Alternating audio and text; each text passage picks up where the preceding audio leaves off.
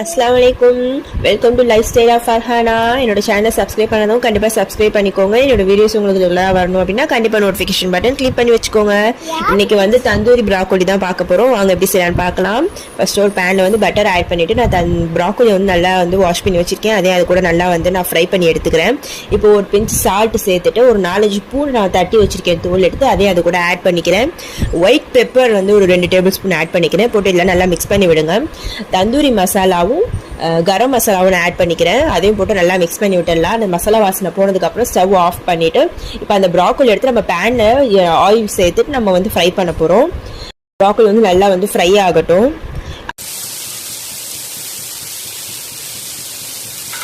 Tandoori broccoli ready ஆயிடுச்சு. நான் லைட்டாக மேலே வந்து ஒயிட் பெப்பர் தூவிட்டு பட்டர் கொஞ்சம் சேர்த்துட்டு சீஸை வந்து நல்லா வந்து துருவி நான் ஆட் பண்ணியிருக்கேன். கண்டிப்பாக வீட்டில் எல்லாம் ட்ரை பண்ணி பாருங்கள். பாய் பாய். அஸ்ஸலாமு அலைக்கும்.